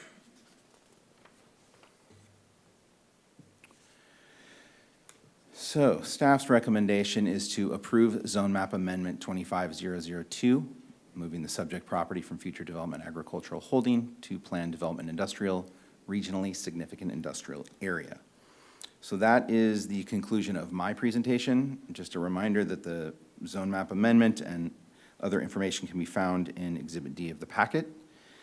Excuse me, and also a reminder, the applicant's planner is in the audience tonight if we have any questions or whatnot. So I will open it up for discussion or questions. Council, any questions?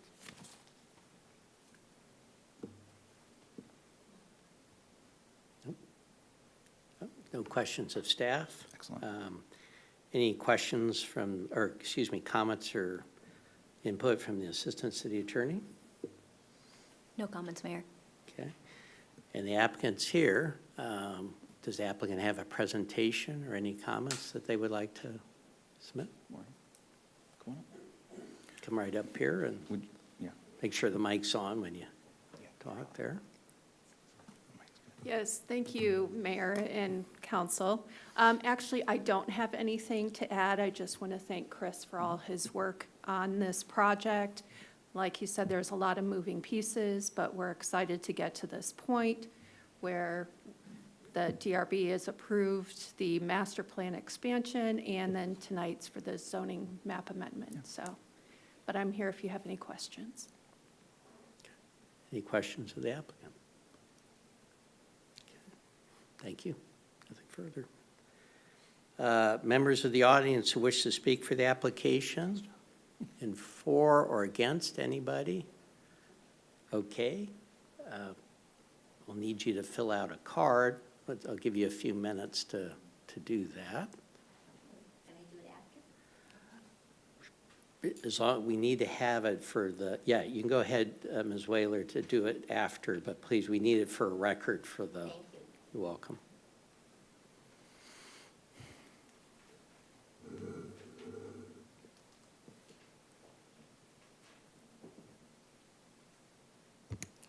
Doris Whaler.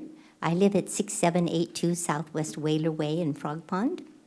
I've lived here 60 years, so let me give you, some of you won't know the history about this piece of land. For many years, the prior owner, Ralph Ellickson, tried to get this changed to commercial use because it faces onto the freeway. Many suitors came calling for this piece of land, amongst them Cabela's, Home Depot, Lowe's, and a couple of others. However, Metro had decided, and the city agreed, that this should be regionally significant industrial land, and therefore they would not change from industrial to commercial. Therefore, it makes sense to me that Cisco, adjacent to this piece of property, was a reasonable solution to having this piece used for good use. So I support the Cisco application. They've been a great company here in Wilsonville for many years, and what they have presented is not questionable at all. So I just want to say I support this fully. Thank you. Thank you. And thank you for submitting a card for the records. We appreciate it. Anybody else? Mr. Hickey. I had just one question for the city or the developer, is what about the widening of the road? Because that road is narrow now, and there's going to be a lot more traffic. I assume there's going to be truck traffic and things like that. So how does that fit into it? That was my only question. Sure. I'm happy to answer that. I just want to be clear, it is not part of the zone map amendment. This has already been approved by DRB. Having said that, Parkway Avenue will get a full build-out. It'll get an expanded right-of-way width, sidewalks, bike lanes, trees, a full build treatment to accommodate the truck traffic that we would expect to come with that facility. And that would be before they actually construct, or concurrently? So technically, yes, in the road, the certificate of occupancy and functionality on the site the build-out of the road would have to come first. However, there is an avenue by which, I don't want to get too deep into it, but a local improvement district could be created. We're discussing it with them, in which case construction may not have to finish before they can start operations. But it is absolutely a part of the application and of their approval. Good, thank you. Yeah, Sir, you're welcome. could you please put your name and your address on the record? Oh, I'm sorry, my name is Wayne Hickey, and my address is on file.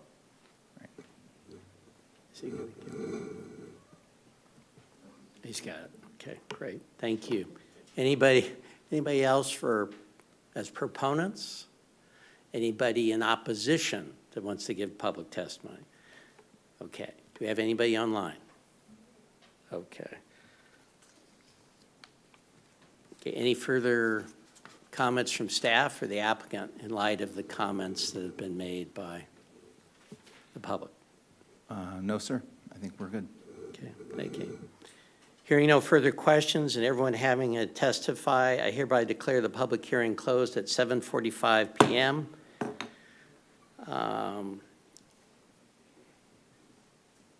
It's now time for the council to consider ordinance number 904 on first reading. Can I have a motion? I move to adopt ordinance number 904 on first reading. Is there a second? Second. Okay. The motion adopting ordinance 904 has been made, on first reading, has been made by City Council President Barry and seconded by Councilor Skoll. Is there any discussion? Okay, hearing no further discussion, I call for a vote on ordinance number 904 on first reading. All those in favor say aye. Aye. Aye. Aye. Okay. Motion passes unanimously at 5-0. Okay, city manager business, any? I have nothing this evening. Okay. Any city attorney business? None tonight, Mayor. Okay, we're adjourned, a world record in my view, at 7:46 PM.